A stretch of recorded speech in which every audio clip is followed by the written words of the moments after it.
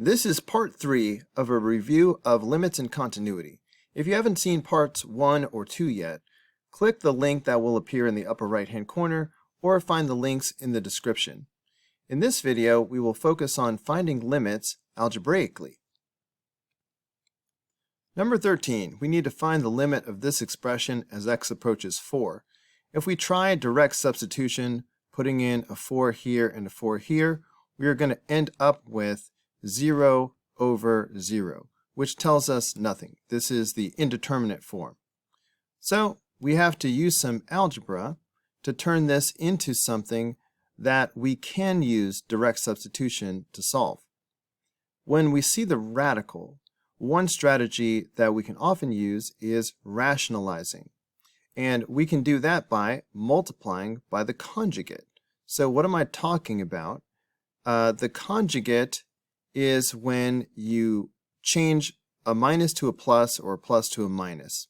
So we will have 3 plus the square root of 5 plus x. This is the conjugate. Of course, we have to multiply the denominator by the exact same thing so that we are really multiplying by 1, which does not change the value of the expression. Now, the magic of multiplying by the conjugate is when I multiply a plus b times a minus b, I will always get a squared minus b squared. So I'm just going to go directly to this. Looking at the 3, a squared would be 9.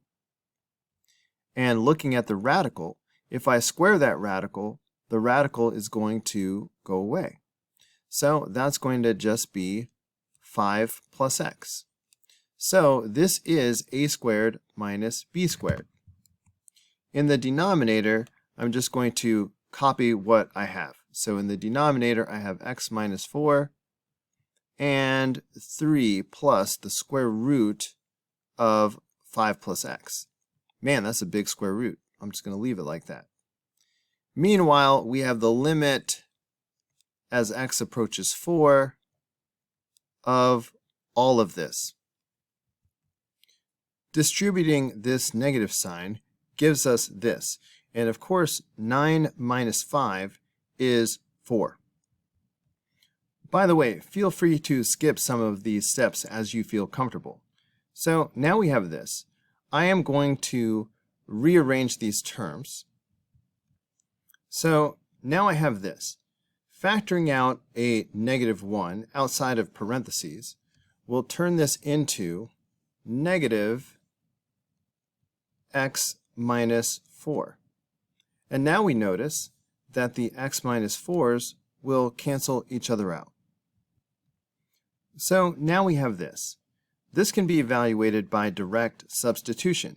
Substituting 4 in for x, we get negative 1 over 3 plus the square root of, 5 plus 4 is 9. And we could leave our answer just like that, but we will have negative 1 over, the square root of 9 is 3, so this is 3 plus 3, which is 6. So that's one way to solve this problem. Let me show you another way.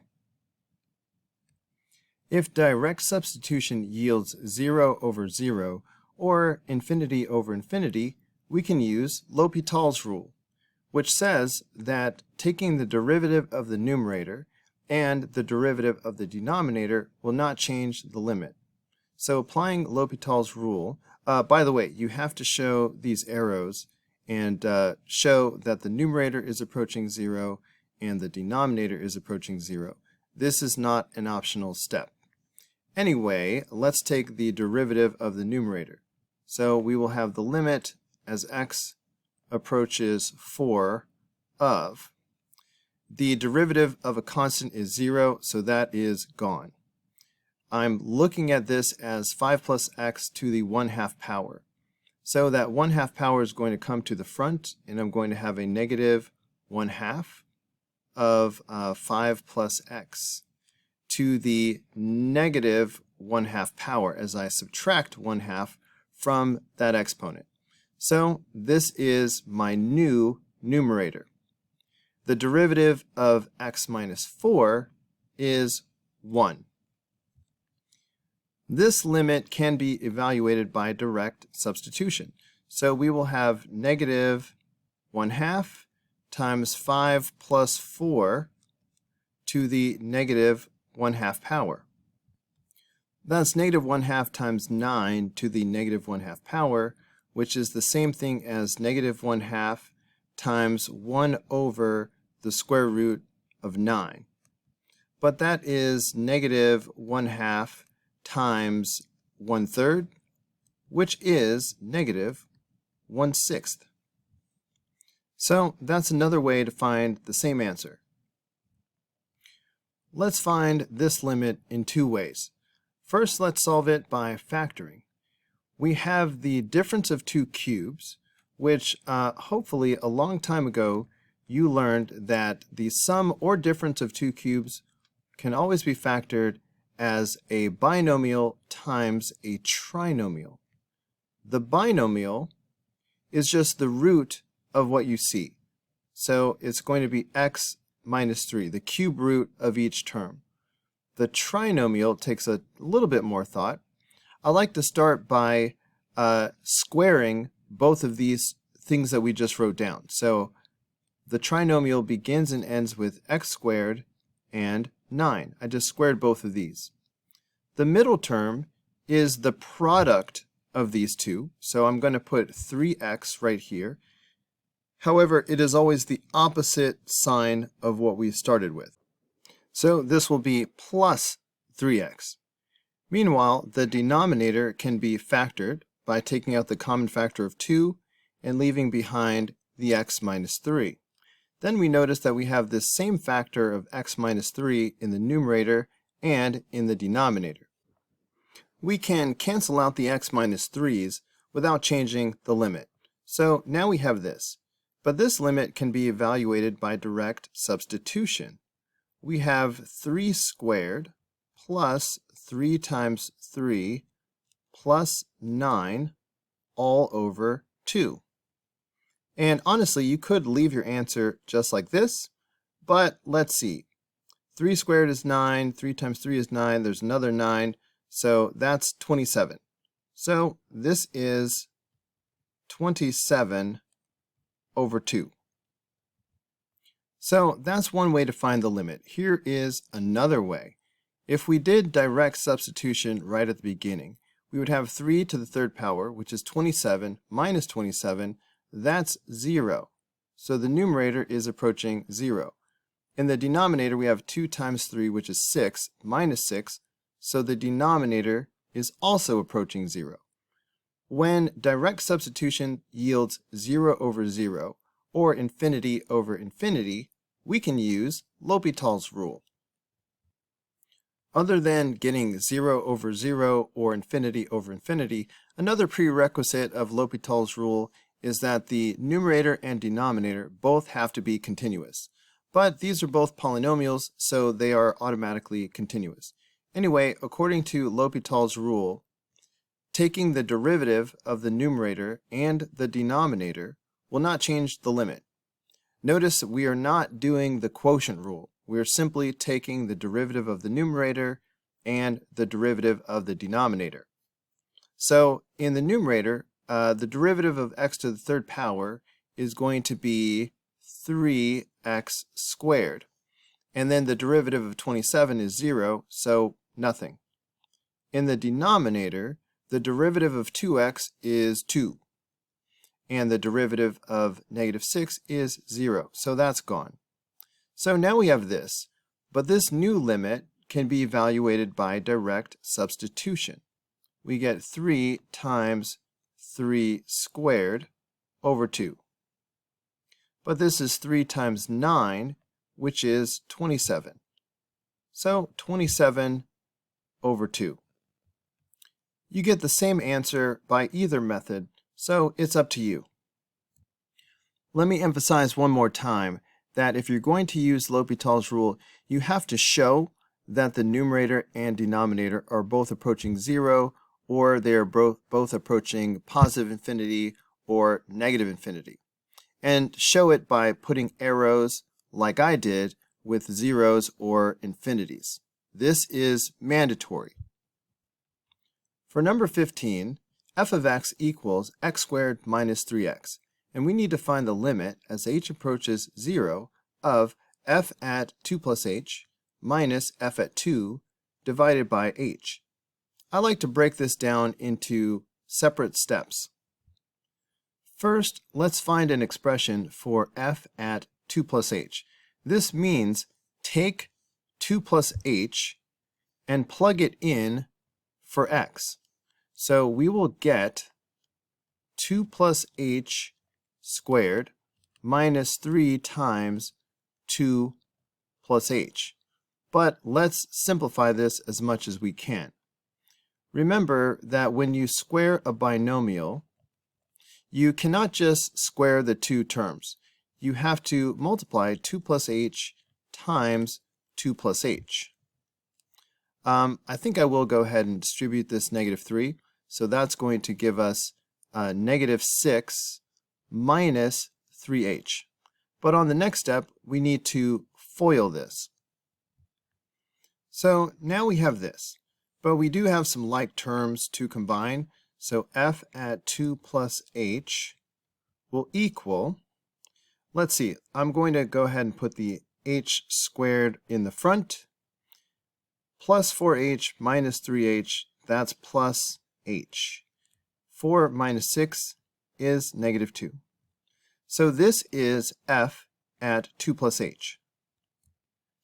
Next, let's find the value of f at 2. This will be much simpler. So f at 2, we're just substituting 2 for x. So that will be 2 squared minus 3 times 2. And that's 4 minus 6. So that is negative 2. So we need to find the limit as h approaches 0 of f at 2 plus h minus f at 2 divided by h. Well, how about that f at 2 plus h part? We found that that was h squared plus h minus 2. So we can go ahead and put h squared plus h minus 2 right there.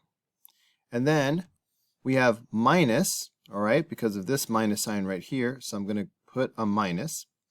And now it's time for the f at 2 part. Well, f at 2 is negative 2. So we're going to have minus negative 2. Well, obviously the minus and negative becomes addition. You don't need to show this as a separate step. I'm just being thorough for instructional purposes. So the minus 2 plus 2 cancels itself out, and we are left with the limit as h approaches 0 of h squared plus h over h. I think I will go ahead and factor out the h in the numerator right now. So this will be h times h plus 1 once I factor out that common factor. And this is divided by h. We see that we have the common factor of h in the numerator and the denominator. We can cancel those out without changing the limit. So now we have this, but this limit can be evaluated by direct substitution, and we get 0 plus 1, which is 1. So that's the final answer for number 15. Number 16. When you see the sum or difference of two fractions, you should try to get like denominators and combine those into 1 before evaluating the limit. And in order to do that most efficiently, you should factor anything that you can. If we factor the second denominator, we have this. And now we see that we have a common factor of x minus 2 already in both denominators. So we are one step closer to having like denominators. All we need to finish the job is the first fraction needs an x with it. If we multiply the denominator by this x, we have to multiply the numerator by x as well. That way we are really multiplying by x over x. We are multiplying by 1, which will not change the value of the fraction. Now that we have like denominators, we can combine these into a single fraction like this. Of course, x squared minus 4 will factor as the difference of two squares. So now we have this, but we notice that we have the same factor of x minus 2 in the numerator and the denominator. We can cancel these out without changing the limit.